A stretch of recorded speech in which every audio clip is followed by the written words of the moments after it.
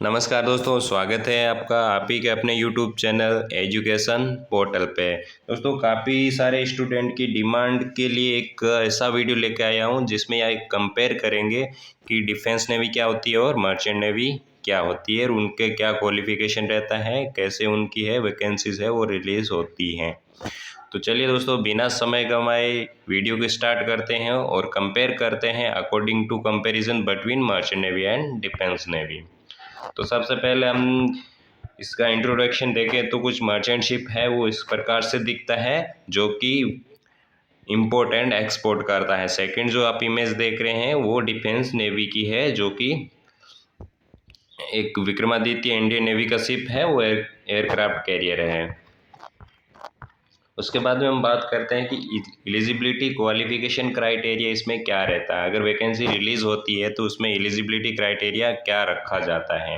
तो various type vacancies है वो रिलीज़ होती हैं, उसके लिए अलग अलग क्वालिफिकेशन क्राइटेरिया रहता है अकॉर्डिंग टू डेजिग्नेशन। तो सबसे पहले बात करते हैं जो कि 10th पास के लेवल पे निकलती है भर्ती।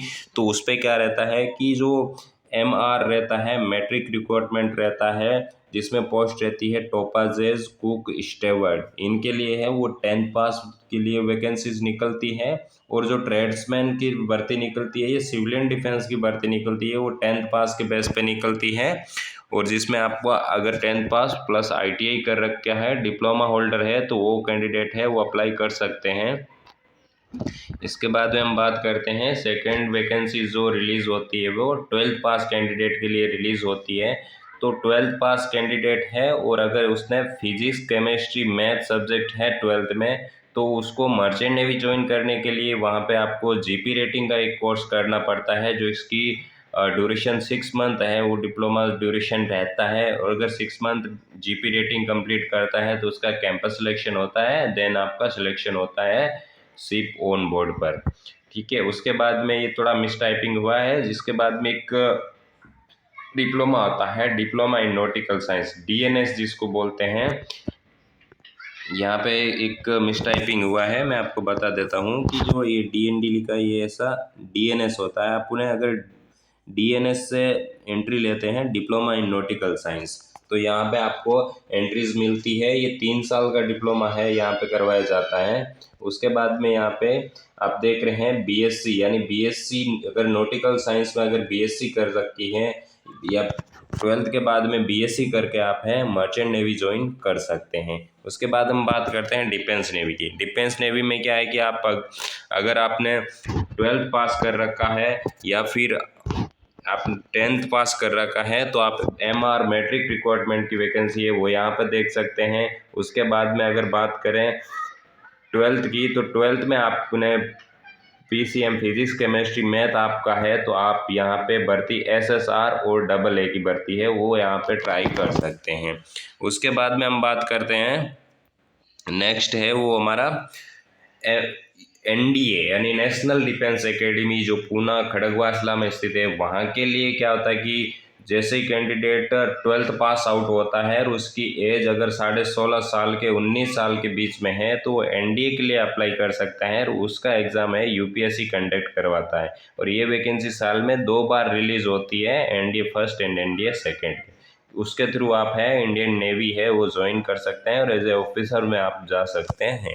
उसके बाद में अगर आपने NDA आपने अटेम्प्ट करे, अगर आपने सिलेक्शन नहीं हुआ तो आपको एक ऑप्शन फिर से मिलता है जो कि है CDS यानी कंबाइंड डिफेंस सर्विस। इसका भी UPSC एग्ज़ाम कंडक्ट करवाती है और ये भी साल में 2 बार कंडक्ट करवाया जाता है, UPSC CDS first and CDS second.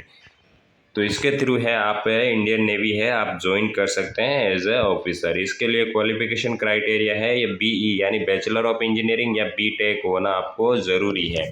इसमें final year appearing student apply कर सकता है, या अगर आपका 8 सेमेस्टर कंप्लीट हो गए हैं तो आप अप्लाई कर सकते हैं, या फाइनल सेमेस्टर का अपेयरिंग स्टूडेंट भी अप्लाई कर सकता है। उसके बाद में हम एक मर्चेंट नेवी का, जो मैं इसको अवॉइड करूँगा, आपको बिल्कुल सजेस्ट नहीं करूँगा कि आप ओपन CDC लेके वो आप ज्वाइन कर सकते हैं, लेकिन ऐसा होता नहीं है क्योंकि जो बड़े वेसल्स हैं, FG वेसल्स हैं, वो कभी इनको हायर नहीं करता है ओपन CDC वालों से।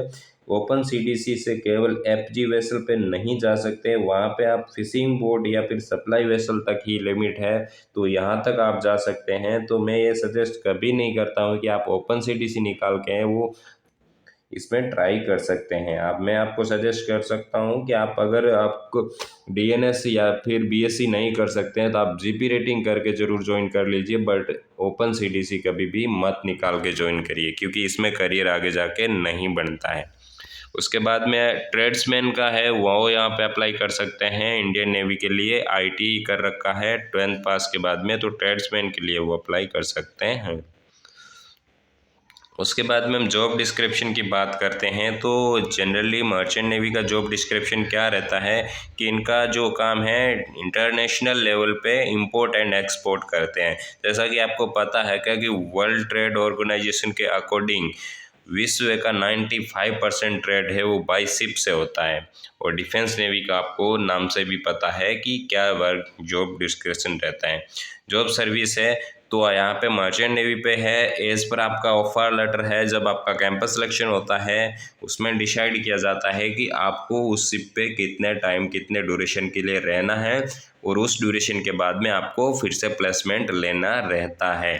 और इंडियन नेवी की बात करें तो डेजिग्नेशन के अकॉर्डिंग अप टू 58 ईयर तक है आपका रह सकता है, इससे कम भी रहता है, जो कि सोल्जर के लिए एप्लीकेबल है।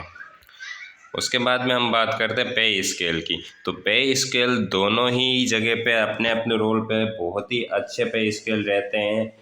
जैसा कि मर्चेंट नेवी में अगर आप देखेंगे तो उसका वेरी करता है, आपका शिप किस टाइप का है, आपकी कंपनीज कौन सी है, उस पर वेरी करता है कि आपकी वो पे स्केल क्या रहने वाला है, आपका डेजिग्नेशन क्या है, वही इसमें वेरी करता है। और इसका पैकेज है वो एनुअली पैकेज आपका डिसाइड किया जाता है और मंथली आपको पेमेंट दिया जाता है। बट एक इसमें बहुत अच्छा फैक्ट है कि इनमें कोई टैक्सेबल पे नहीं करना, यानी आपकी सैलरी है वो नॉन टैक्सेबल पे ही है। इसमें आपको किसी भी प्रकार का इनकम टैक्स है वो मर्चेंट नेवी में नहीं लगता है। और डिफेंस नेवी की हम बात करें तो जो सेंट्रल गवर्नमेंट का पे स्केल है उसी के अकॉर्डिंग है, पे आपको पर मंथ मिलने वाला है, और इसका सैलरी है वो बहुत टैक्सेबल है। गवर्नमेंट रूल्स के अकॉर्डिंग आपको टैक्स पे करना रहता है। इसके बाद में हम कुछ यूनिफॉर्म की बात करें तो कुछ इस प्रकार की जो फर्स्ट यूनिफॉर्म देख रहे हैं वो मर्चेंट नेवी की है, जिसमें अगर आप डेक पे काम करते हैं तो आपको बॉयलर सूट में काम करना रहता है, और जब आप बीच में काम करते हैं यानी सिर्फ चलाने का काम करते हैं तो आपको वाइट कलर का यूनिफॉर्म रहता है। सेकंड इमेज देख रहे हो डिफेंस नेवी की है। इसके बाद में हम रैंक बैच का बात करें तो कुछ वेरियस टाइप ऑफ रैंक्स के लिए रैंक बैच हैं, वो किस इस प्रकार के रहते हैं। फर्स्ट इमेज देख रहे हैं वो आपका मर्चेंट नेवी का रैंक बैच है, और सेकंड रैंक बैच है वो आपका इंडियन नेवी का यानी डिफेंस नेवी का है। उसके बाद में हम इसके सिंबल्स और लोगो आइडेंटिफिकेशन के लिए देखें तो अगर फर्स्ट इमेज आप देख रहे हैं ये आपका मर्चेंट नेवी का है, जिसमें व्हील एंकर एंड्स रोप कुछ इस प्रकार से दिखते हैं, और जो सेकंड आप लोगो देख रहे हैं ये इंडियन नेवी का है और इस प्रकार से कुछ लोगो दिखता है। तो दोस्तों जो मेजर डिफरेंस थे वो मैंने आपके लिए सामने लेके आया हूँ। आशा करता हूँ कि थोड़ा बहुत कुछ समझ में आया होगा कि इनका काम क्या रहता है, इसका एलिजिबिलिटी क्राइटेरिया क्या है, और अगर इसके बारे में ज़्यादा डीपली जानकारी चाहिए तो कमेंट करिए, हम आपके लिए ज़रूर ऐसे ही इफेक्टेड वीडियो लेके आएंगे। धन्यवाद दोस्तों, वीडियो को लास्ट तक बने रहने के लिए धन्यवाद। अगर हमारा द्वारा दी गई जानकारी आपको पसंद आए तो हमारे चैनल एजुकेशन पोर्टल को लाइक, सब्सक्राइब एंड शेयर ज़रूर करें। धन्यवाद।